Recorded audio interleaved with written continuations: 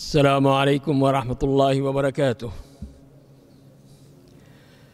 بسم اللہ الرحمن الرحیم، الحمد للہ رب العالمین، والصلاة والسلام علی سید المرسلین وعلی آلہ وصحبہ اجمعین۔ آج جو آیات ہم اپنے خطبے میں پڑھیں گے یہ سورہ کہف کی آیات ہیں، آیت نمبر 18 سے لے کر 22 تک، جس میں ارشاد باری تعالی ہے وَتَحْسَبُهُمْ أَيْقَاظًا وَهُمْ رُقُودٌ وَنُقَلِّبُهُمْ ذَاتَ الْيَمِينِ وَذَاتَ الشِّمَالِ وَكَلْبُهُمْ بَاسِطٌ ذِرَاعَيْهِ بِالْوَصِيدِ لَوِ اطَّلَعْتَ عَلَيْهِمْ لَوَلَّيْتَ مِنْهُمْ فِرَارًا وَلَمُلِئْتَ مِنْهُمْ رُعْبًا۔ فرمایا کہ آپ یہ سمجھتے ہیں کہ وہ بیدار ہیں، حالانکہ وہ سوئے ہوئے ہیں۔ خود ہم ہی انہیں دائیں بائیں کروٹیں دلایا کرتے تھے، ان کا کتا بھی چوکھٹ پر اپنے ہاتھ پھیلائے ہوئے تھا۔ اگر آپ جھانک کر انہیں دیکھنا چاہتے تو ضرور الٹے پاؤں بھاگ کھڑے ہوتے اور ان کے رعب سے آپ پر دہشت چھا جاتی ہے۔ تو یہ واقعہ جو کہ سورہ کہف میں بیان کیا گیا ہے، اور ان کو ہم اصحاب الکہف کہتے ہیں، وہ غار والے، کہ وہ اللہ تعالیٰ کے نیک بندے تھے جن کا ایمان اللہ پر تھا، اللہ تعالیٰ کی توحید پر تھا، لیکن اس وقت کے حکمرانوں نے ان کو رہنے نہیں دیا، ان کو پریشان کیا، طرح طرح سے ان کو تنگ کیا گیا، ان کو جیلوں میں ڈالا گیا، تشدد کیا گیا۔ تو پھر وہ وہاں سے غار میں آ گئے، غار میں آ کر پناہ لے لی تاکہ ظلم و ستم سے بچ سکیں۔ تو یہی اللہ تعالیٰ نے ان کے لیے وہاں پہ انتظام فرما دیا۔ اللہ کی قدرت دیکھیے کہ ان کو وہ وہاں پہ 309 سال تک وہ وہاں پہ سوتے رہے، اور ان کے لیے فرمائے کہ تم ان کو دیکھو گے تو سمجھو گے کہ وہ تو جاگ رہے ہیں، لیکن وہ جاگ نہیں رہے، وہ سو رہے ہیں۔ اور پھر ان کے لیے ایک اور جو انتظام کیا کہ ہم ان کے کروٹیں دلواتے ہیں تاکہ کہیں ان کا جسم مٹی میں مل نہ جائے، مٹی نہ ہو جائے اور مٹی ان کے جسم کو کھا نہ جائے۔ اس کے لیے اللہ تعالیٰ نے ایک ایسا زبردست انتظام فرما دیا کہ ان کو اس طرح کروٹیں دلائی جاتی رہیں تاکہ وہ پوری طرح جسم ان کا سلامت رہے۔ اور اس کے بعد ساتھ ساتھ فرما دیا کہ ان کا وہی کتا جو ان کے ساتھ تھا، وہی غار پر اس طرح بیٹھا ہوا تھا، بالکل چوکس، حالانکہ وہ بھی اسی حالت میں تھا، لیکن ایک ایسی خوف کی حالت تھی، رعب کی حالت تھی کہ فرمایا کہ جو بھی دیکھتا فوراً ہی وہاں سے بھاگ جاتا۔ تو یہ اللہ کی طرف سے دوسرا انتظام تھا کہ کوئی بھی وہاں پر آ کر ان کو تنگ نہیں کرتا تھا، کوئی دیکھنے کی کوشش نہیں کرتا تھا اور سمجھ جاتا کہ یہ کوئی خوفناک جگہ ہے۔ تو فرمایا کہ اگر آپ دیکھنا چاہیں گے بھی تو دیکھ نہیں سکیں گے، اور خوف کے ساتھ پھر وہ وہاں سے واپس چلے جائیں گے۔ تو یہ اللہ تعالیٰ کی طرف سے وہ حفاظت کے سامان، اور یہی ہے اللہ تعالیٰ کا نظام کہ اللہ تعالیٰ اپنے نیک بندوں کی حفاظت فرماتے ہیں۔ جو اللہ کے احکام کی حفاظت کرتے ہیں، اللہ ان کی حفاظت کرتا ہے، اور جو اللہ کے احکام کو پامال کرتے ہیں، اللہ تعالیٰ ان کی حفاظت نہیں کرتا۔ ان کے اوپر مصیبتیں، مشکلاتیں، پریشانیاں آتی ہیں اور ان کو طرح طرح سے مصیبتیں گھیر لیتی ہیں، لیکن جو اللہ کے احکام پر چلنے والے نیک بندے ہیں، اللہ تعالیٰ ہر وقت، ہر مصیبت میں ان کی مدد فرماتے ہیں، ان کی رہنمائی فرماتے ہیں۔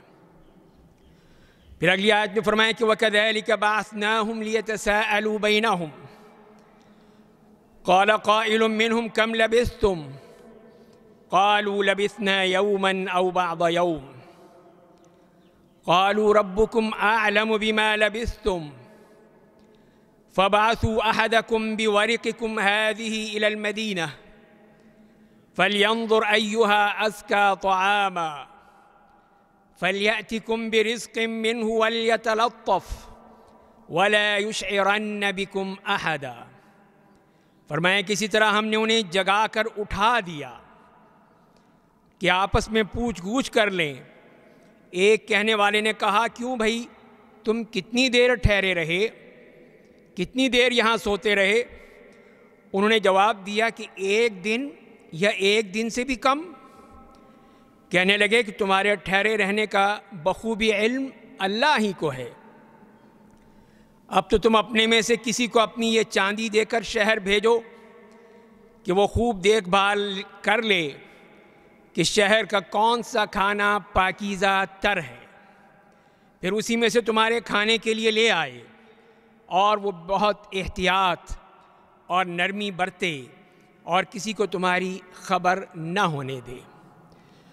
تو جیسے میں نے عرض کیا کہ 309 سال تک وہ اسی طرح سوتے رہے، اور اس کے بعد پھر اللہ تعالیٰ نے ان کو جگا دیا، ان کو دوبارہ زندہ کر دیا، یہی بتانے کے لیے کہ اللہ تعالیٰ ہر چیز پر قادر ہے، وہ موت کے بعد زندہ کر سکتا ہے۔ اس نے یہ نمونہ دکھا دیا ہمیں کہ یہی غار والے جو اپنے غار میں 309 سال تک سوتے رہے، بالکل ایسی جیسے کہ مردہ حالت ہو، لیکن اللہ تعالیٰ جو قدرت والا ہے، ہر چیز پر قادر ہے، اس نے ان کو دوبارہ زندہ کر دیا، دوبارہ ان کے لیے زندگی عطا فرما دی۔ اب وہ اٹھتے ہیں، پوچھتے ہیں ایک دوسرے سے کہ ہمیں کتنا عرصہ ہو گیا، تو وہ یہی سمجھتے ہیں کہ جب ہم غار میں داخل ہوئے تھے تو صبح کا وقت تھا، اب جب اٹھے ہیں تو تیسرا پہر ہے، شام کا وقت ہے، تو تھوڑی دیر تو سوئے ہیں، یا کل ہم سوئے تھے آج اٹھ گئے ہیں۔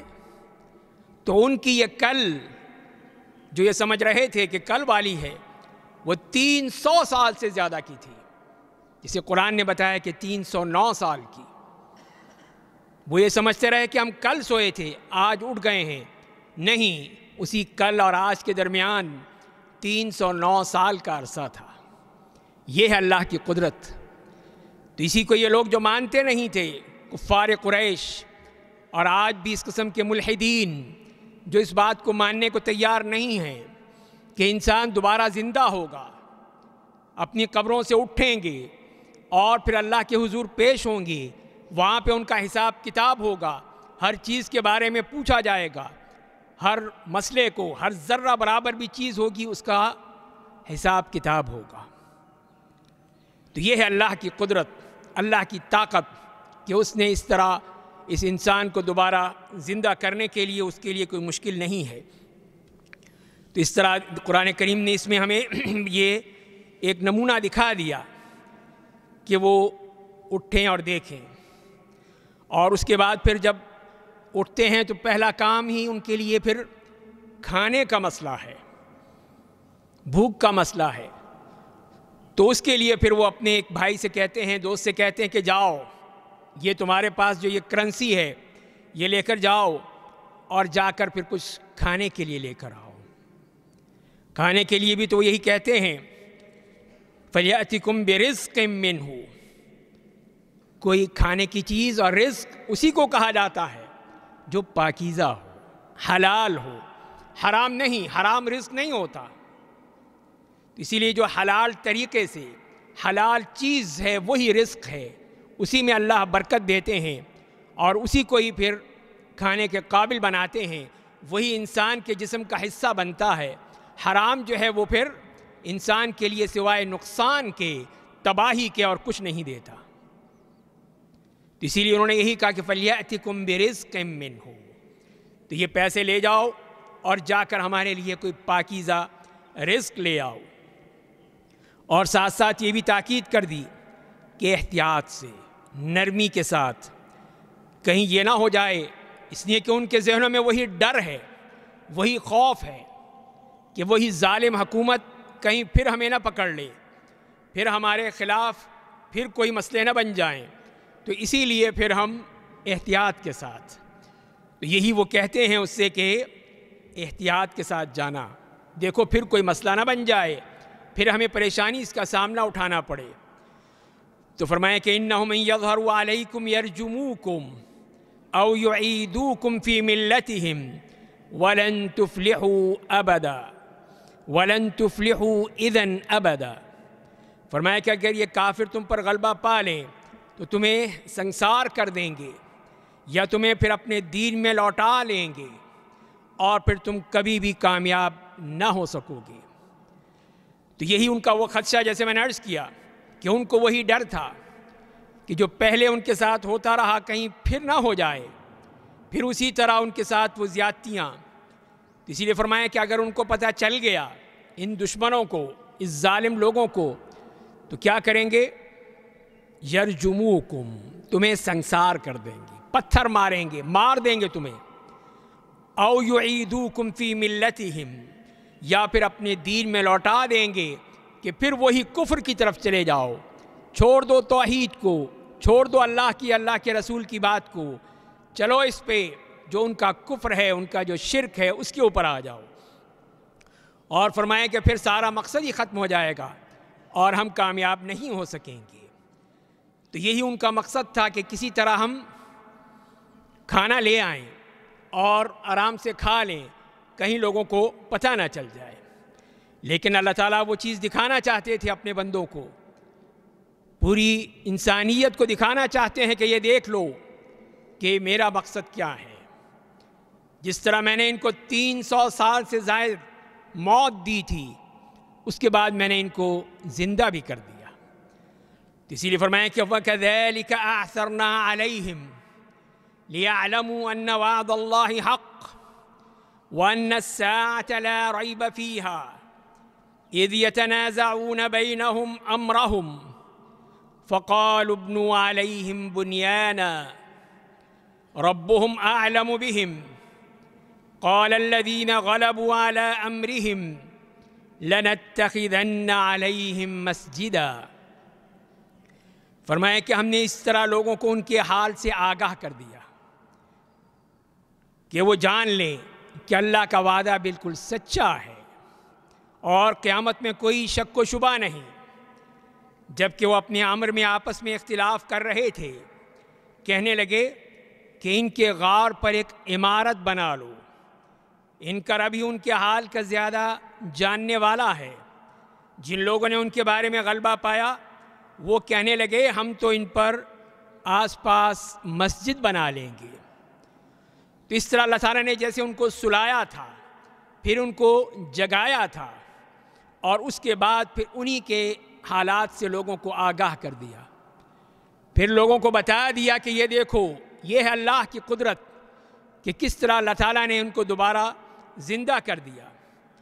اور جیسے کہ بعض روایات میں آتا ہے کہ جب یہ اصحاب کہف کا ایک ساتھی چاندی کا وہ سکہ لے کر جاتا ہے شہر میں، جو 300 سال پہلے کا تھا، جو اس وقت کا بادشاہ دقیانوس اس کے زمانے کی کرنسی تھی، اب جب وہ لے کر گیا ہے اور وہاں اس نے بازار میں وہ اپنے سکے دکھائے لوگوں کو، تو دیکھ کر حیران رہ گئے کہ یہ تم نے کہاں سے لے لیا، یہ سکے تو اب تو نہیں چلتے۔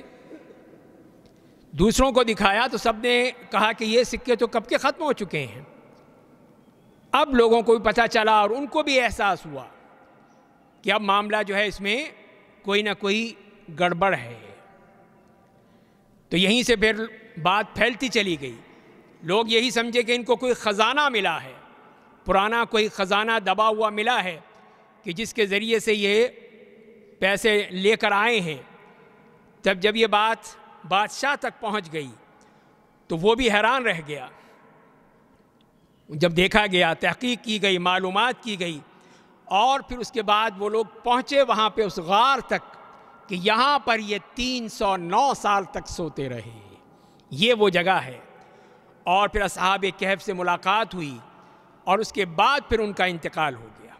اس کے بعد پھر ان کو طبعی طور پر اللہ تعالیٰ نے جو معجزہ دکھانا تھا وہ دکھا دیا، اور اس کے بعد پھر وہ انتقال کر گئے۔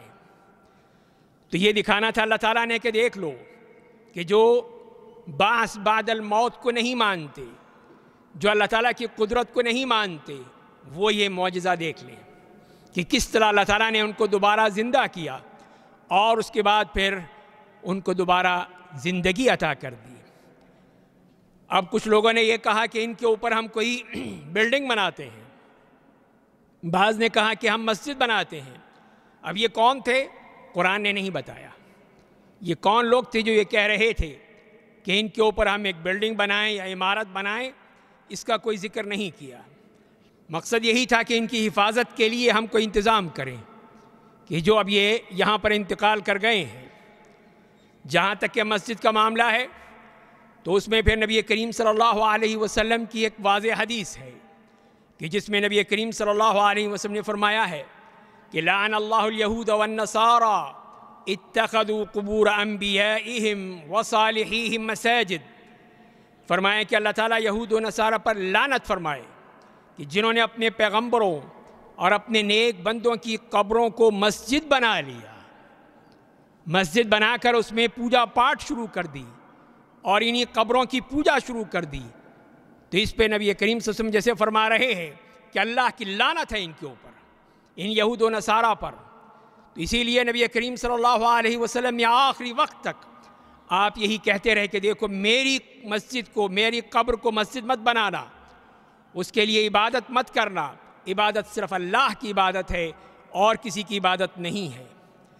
تو یہی بات ہے کہ جو حضرت عمر کی خلافت میں بھی جب عراق میں حضرت دانیال علیہ السلام کی قبر دریافت ہوئی تو آپ نے حکم یہی دیا کہ اسے چھپا کر عام قبروں جیسی قبر بنا دیا جائے، تاکہ یہ نہ ہو کہ لوگ پھر اس کی وہیں پہ پوجا شروع کر دیں، اسی کو سجدے کرنے لگیں، اس کو ہی مقدس ماننے لگیں، اس لیے کہ صرف اللہ کی عبادت ہے، اللہ کے سوا کسی اور کی عبادت نہیں ہے۔ فرمائے کہ سیقولون ثلاثۃ رابعہم کلبہم ویقولون خمسۃ سادسہم کلبہم رجما بالغیب ویقولون سبعۃ وثامنہم کلبہم قل ربی اعلم بعدتہم ما یعلمہم الا قلیل فلا تمار فیہم الا مراء ظاہرا ولا تستفت فیہم منہم احدا۔ فرمایا کہ کچھ لوگ تو کہیں گے کہ اصحاب کہف 3 تھے اور چوتھا ان کا کتا تھا، کچھ کہیں گے کہ 5 تھے اور چھٹا ان کا کتا تھا۔ غیب کی باتوں میں اٹکل کے تیر تکے چلاتے ہیں۔ کچھ کہیں گے کہ وہ 7 ہیں اور 8واں ان کا کتا ہے۔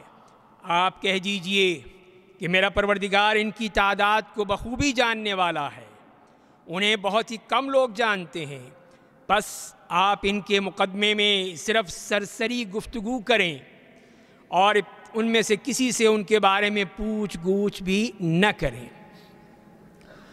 تو اب یہاں پر یہ اختلاف پیدا ہو گیا بعد میں آنے والوں میں کہ ان کی تعداد کتنی تھی۔ تو ان میں سے لوگوں نے اپنی اپنی رائے کا اظہار کیا، اٹکل پچو جس کے ذہن میں جو بات آئی وہ کہنے لگا۔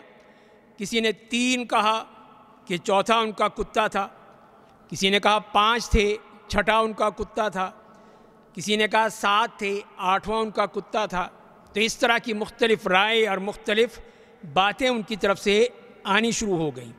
تو قرآن کریم نے یہ 3 قول بیان کر دیے ہیں، اور بعض نے یہی کہا کہ 2 قول کو تو اللہ تعالیٰ نے ہی کمزور قرار دیا ہے اور تیسرا قول جو ہے اس کے بعد ذکر کیا ہے۔ تو ہو سکتا ہے کہ تیسرا جو ہے وہ صحیح ہو، لیکن اس کے ساتھ ساتھ یہ بھی فرما دیا ہے کہ اس کو اللہ ہی جانتا ہے، ان کو جاننے والے جو ہیں وہ کم ہیں، یا جاننے والے جیسے فرمائیں کہ ما یعلمہم الا قلیل، بہت کم لوگ اس کو جانتے ہیں۔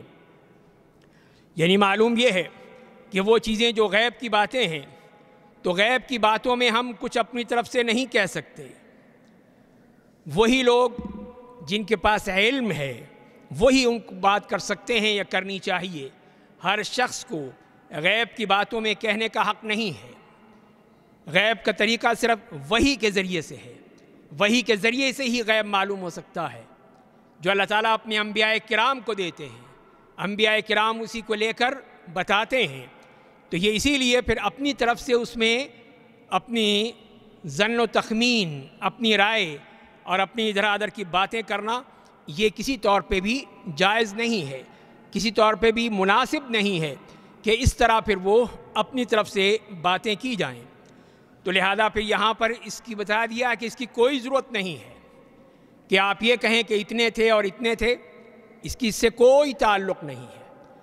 تو ہمیں پھر بحث اسی میں کرنی چاہیے جس کا ہمیں کوئی فائدہ ہے، جس سے ہمارے دین کا تعلق ہے، جس میں ہمارے کوئی مسائل ہیں ان کا تعلق ہے، تو اس میں تو بات چیت ہو سکتی ہے۔ لیکن ایسی کوئی بات کہ جس میں کسی قسم کا کوئی ہمیں فائدہ نہیں ہے اور پھر وہ ہمارے لیے نہ آخرت میں کوئی فائدہ دے سکتی ہے، تو اس کے لیے پھر اتنی بحث مباحثہ کرنا، اس میں اپنی اپنی رائے کا اظہار کرنا اور اس کے لیے ثابت کرنا کہ میرے پاس بھی علم ہے، تو یہ چیز مناسب نہیں ہے۔ تو لہذا پھر جو چیز ہمیں قرآن کریم نے بتا دی ہے، قرآن نے وحی کے ذریعے سے نبی کریم صلی اللہ علیہ وسلم کو یہ باتیں بتا دیں، وہی ہمارا پاس اصل علم ہے۔ اور پھر نبی کریم صلی اللہ علیہ وسلم کو بھی جو اللہ تعالیٰ کی طرف سے وحی کے ذریعے سے بتائی گئیں باتیں، جو آپ نے احادیث میں بیان کی ہیں، وہ ہیں ہمارے لیے اصل وہ سورس ہیں، وہی ہمارے لیے اصل مصدر ہے کہ جس کے ذریعے سے ہم وہ علم حاصل کر سکتے ہیں۔ اسی لیے ہمیں پھر بتا دیا گیا کہ اس میں ہم اپنی باتیں نہیں کر سکتے، اپنی طرف سے کچھ نہیں کہہ سکتے۔ تو اسی لیے ہمیں یہی کہا گیا کہ جو صحیح احادیث ہیں، صحیح احادیث لے کر ان کے ذریعے ہی سے ہم اپنے دین کو سمجھ سکتے ہیں۔ جھوٹی من گھڑت روایات اور جو ادھر ادھر کی باتیں یہ دین نہیں ہے، اس کو قبول نہیں کیا جا سکتا۔ آج کل کے اس دور میں جب کہ ہر شخص کے پاس اس کی جیب میں یہ موبائل ہے، اس موبائل کے ذریعے سے اسی قسم کی جھوٹی من گھڑت روایات نشر کی جاتی ہیں جن کا کوئی بھی مستند ذریعہ نہیں ہوتا ہے۔ تو ہمارے پاس ایک ہی طریقہ ہے کہ ہم وہی چیز قبول کریں جو کہ صحیح احادیث سے ہمیں ثابت ہوتی ہے۔ اللہ تعالی ہمیں صحیح معنی میں عمل کرنے کی توفیق عطا فرمائے۔ وآخر دعوانا ان الحمد للہ رب العالمین۔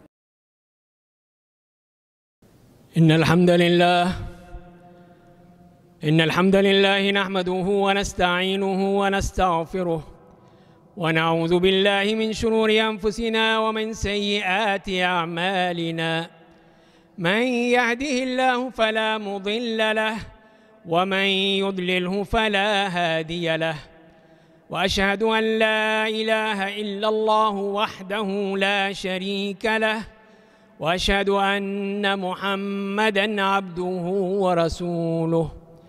يا أيها الذين آمنوا اتقوا الله حق تقاته ولا تموتن إلا وأنتم مسلمون۔ يا أيها الناس اتقوا ربكم الذي خلقكم من نفس واحدة وخلق منها زوجها وبث منهما رجالا كثيرا ونساء، واتقوا الله الذي تساءلون به والأرحام إن الله كان عليكم رقيبا۔ يا أيها الذين آمنوا اتقوا الله وقولوا قولا سديدا يصلح لكم أعمالكم ويغفر لكم ذنوبكم، ومن يطع الله ورسوله فقد فاز فوزا عظيما۔ أما بعد فإن خير الحديث كتاب الله، وخير الهدي هدي محمد صلى الله عليه وسلم، وشر الأمور محدثاتها وكل محدثة بدعة وكل بدعة ضلالة وكل ضلالة في النار۔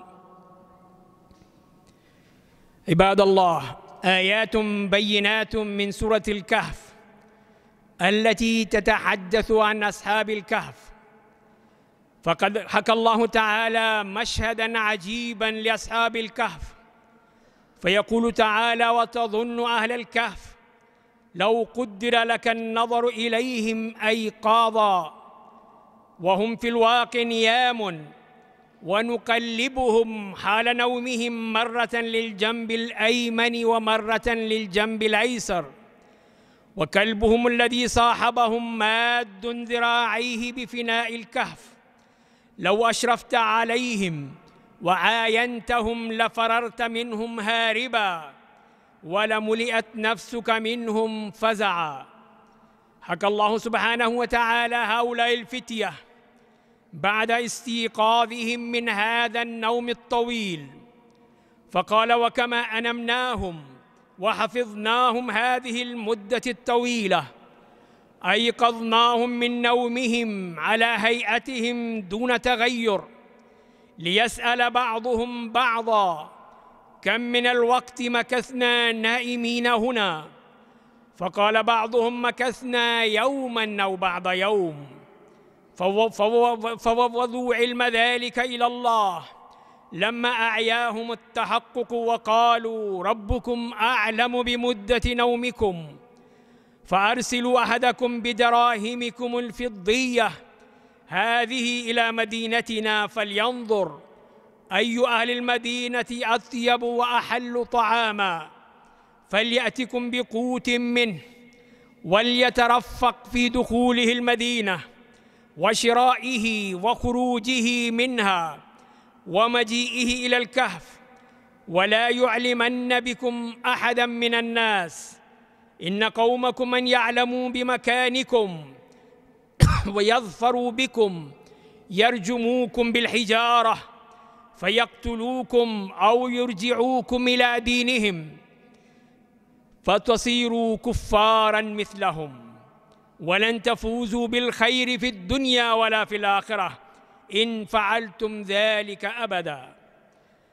ثم يحكي الله تعالى لنا مشهداً آخر من أحوال هؤلاء الفتية، فيقول: وكما أنمناهم سنين كثيرة وأيقظناهم بعدها، أطلعنا عليهم أهل المدينة ليعلموا أن وعد الله بالبعث حق، وأن القيامة آتية لا شك في وقوعها، إذ يتنازع المطلعون على أصحاب الكهف في أمر البعث بعد الموت، فمن مثبت له ومن منكر. فقال الذين أعثرهم الله تعالى على أصحاب الكهف: ابنوا عليهم بناء يحجبهم، ربهم أعلم بحالهم وشأنهم. وقال الرؤساء وأصحاب الغلبة والنفوذ: لنتخذن على مكانهم مسجداً للعبادة. وكما نعلم أن شريعتنا تمنع منعاً باتا اتخاذ القبور مساجد، كما قال النبي صلى الله عليه وسلم: لعن الله اليهود والنصارى اتخذوا قبور أنبيائهم وصالحيهم مساجد. ثم يحكي الله تعالى ما حصل من خلاف حول عدد أصحاب الكهف، قائلاً: سيقول بعض الخائضين في عدد أصحاب الكهف هم 3 رابعهم كلبهم، ويقول بعضهم هم 5 سادسهم كلبهم. وكلام الفريقين قول بالظن من غير علم ولا دليل. ويقول بعضهم هم 7 وثامنهم كلبهم. قل يا محمد صلى الله عليه وسلم للخائضين في عدد أصحاب الكهف بلا علم: ربي هو الأعلم بعددهم، ما يعلم عددهم إلا قليل من خلقه، فلا تجادل في عددهم إلا جدالاً ظاهراً، ولا تسألهم عن عددهم وأحوالهم. فإذا نجد في هذه الآيات كما ذكر الله تعالى: وتحسبهم أيقاظاً وهم رقود، ونقلبهم ذات اليمين وذات الشمال، وكلبهم باسط ذراعيه بالوصيد، لو اطلعت عليهم لوليت منهم فرارا ولملئت منهم رعبا.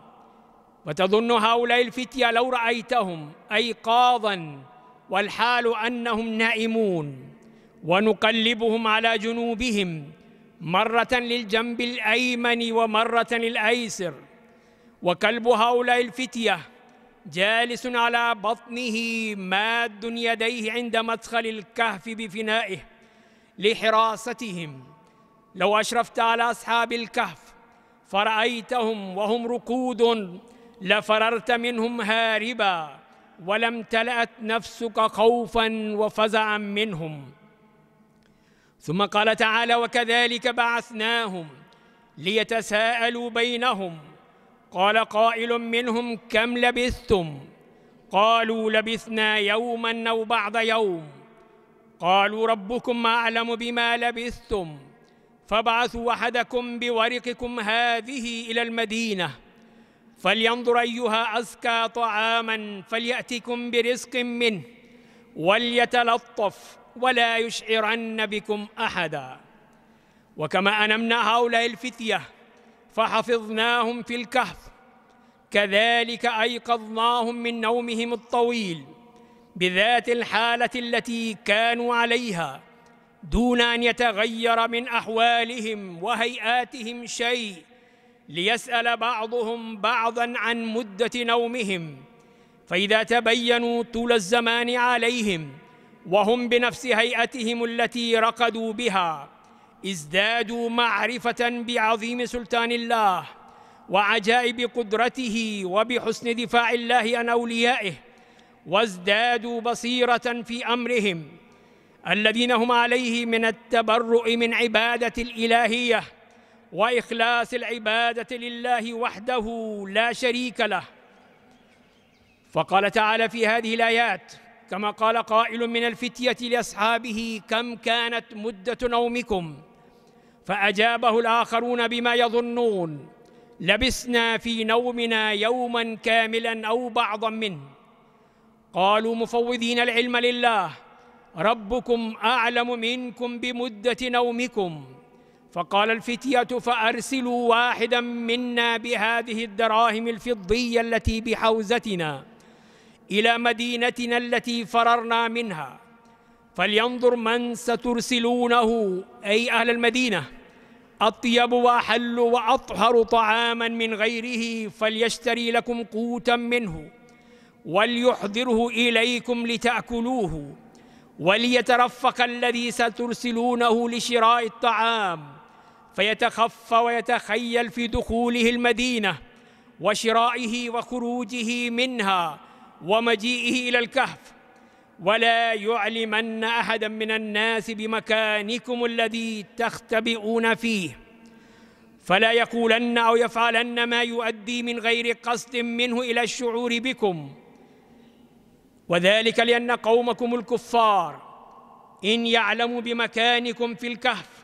ويظفروا بكم يقتلوكم رجما بالحجارة إن ثبتتم على ما أنتم عليه من الحق، أو يرجعوكم لتدخلوا قهرا في دينهم فتصبحوا كفارا مثلهم.